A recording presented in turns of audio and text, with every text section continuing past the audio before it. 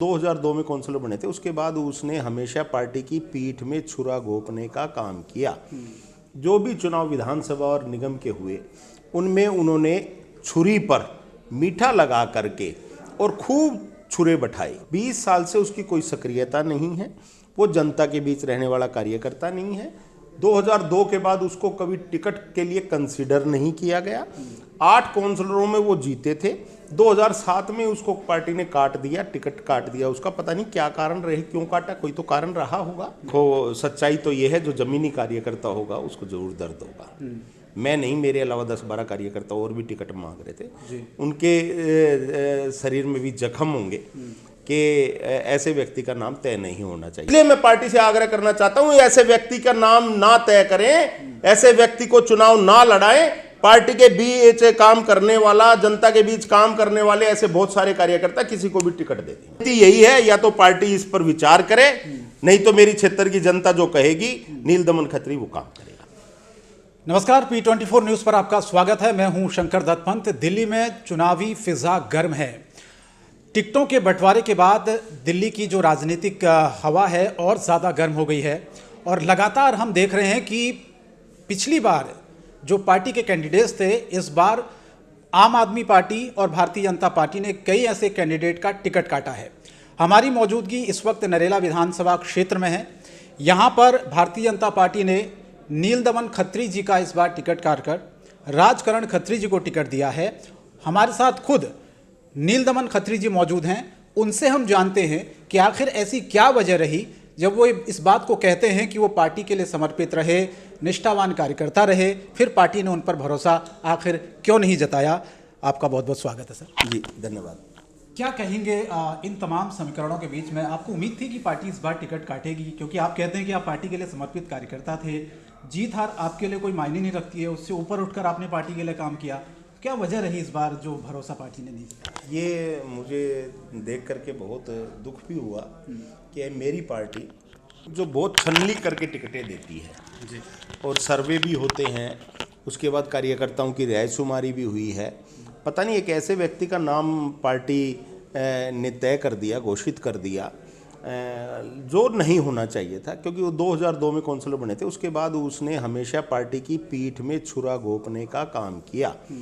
जो भी चुनाव विधानसभा और निगम के हुए उनमें उन्होंने छुरी पर मीठा लगा करके और खूब छुरे बैठाए और घाव किए मोटे मोटे, और पार्टी को इन चीज़ों का भी ज्ञान है। 20 साल से उसकी कोई सक्रियता नहीं है, वो जनता के बीच रहने वाला कार्यकर्ता नहीं है। 2002 के बाद उसको कभी टिकट के लिए कंसीडर नहीं किया गया। 8 काउंसलरों में वो जीते थे। 2007 में उसको पार्टी ने काट दिया, टिकट काट दिया उसका। पता नहीं क्या कारण रहे, क्यों काटा, कोई तो कारण रहा होगा जो उनका टिकट काट दिया और उसके बाद आज तक कंसीडर नहीं किया। क्या हो गया कि राजकारण के बगैर यहाँ जो है पार्टी का कोई कार्यकर्ता नहीं था? ऐसे कार्यकर्ता का तय क्यों हुआ? तो कोई ना कोई, मुझे ऐसा लगता है कोई ना कोई षड्यंत्र, कोई ना कोई घोलमाल इसमें हुआ है।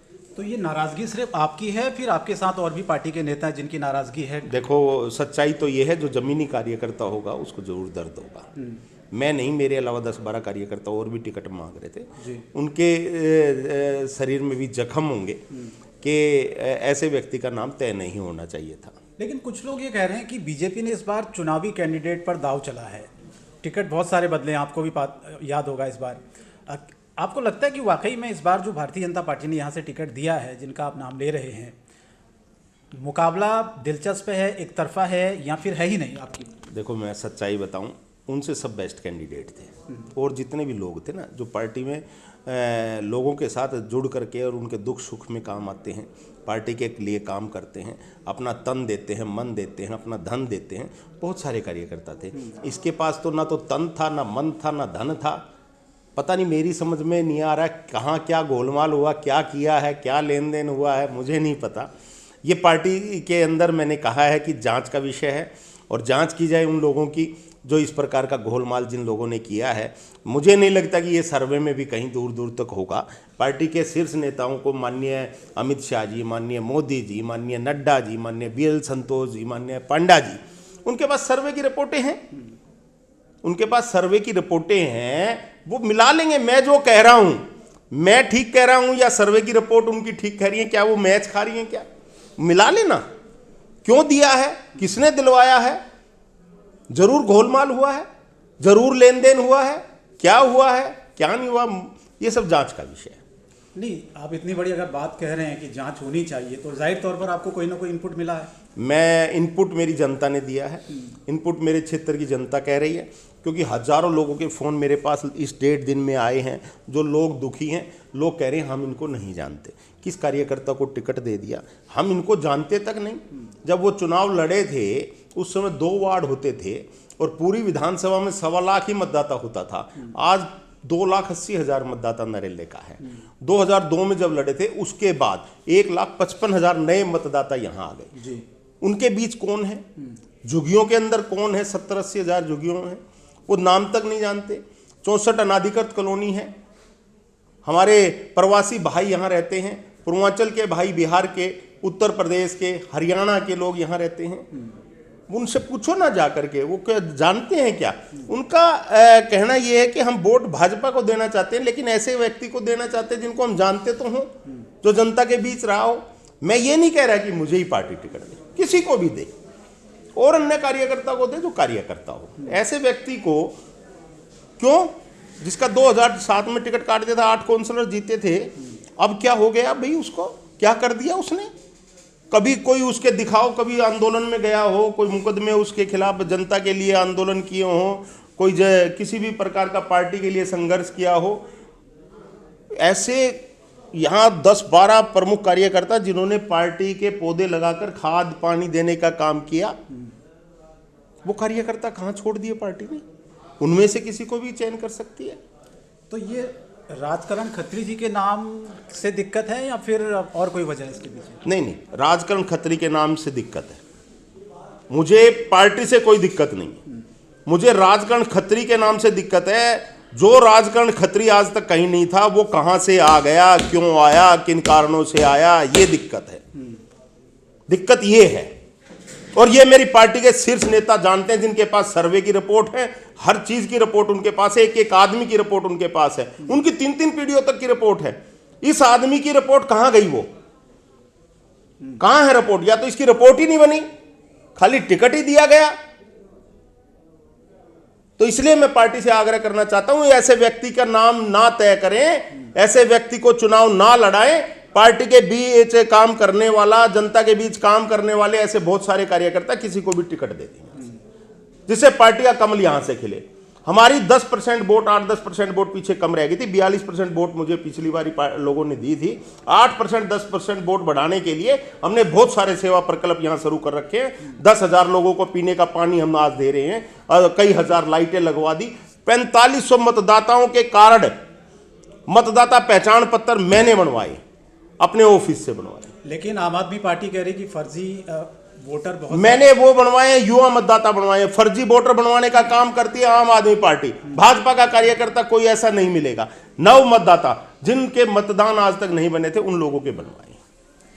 अब क्या रणनीति है आपकी आगे? रणनीति यही है, या तो पार्टी इस पर विचार करे, नहीं तो मेरी क्षेत्र की जनता जो कहेगी, नील दमन खत्री वो काम करेगा। अच्छा, दिनेश भारद्वाज को आम आदमी पार्टी ने इस बार टिकट दिया है, सिटिंग एमएलए का टिकट काट दिया है। क्या टक्कर आप मानते हैं?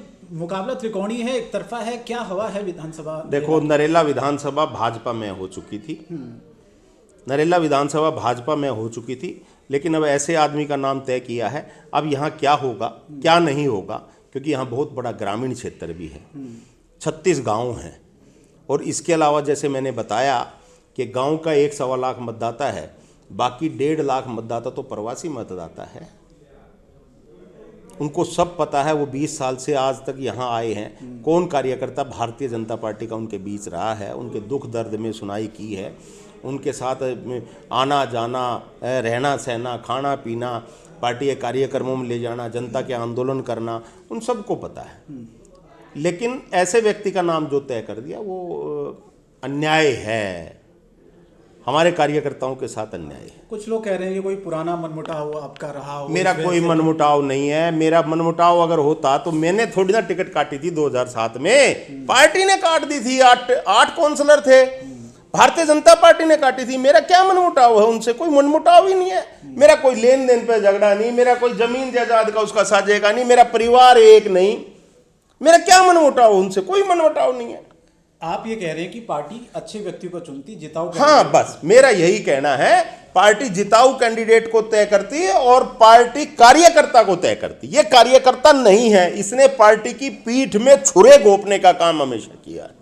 अच्छा, जो फ्री के ऐलान हो रहे हैं खत्री साहब दिल्ली में, आम आदमी पार्टी ने बिजली पानी से लेके बुजुर्गों के स्वास्थ्य से लेके तमाम झुग्गी झोपड़ी वालों से बहुत से वादे किए हैं। आपको लगता है कि वो टर्निंग पॉइंट है? टक्कर देना इतना आसान है फ्री की पॉलिटिक्स को? अगर आप देखो, मैं ग्राउंड आपको जीरो पर बताऊं, राजनीति करते जो हैं। जनता के हितों की चीज़ें हैं वो जनता को प्रोवाइड करानी चाहिए, इसमें कोई दो राय नहीं।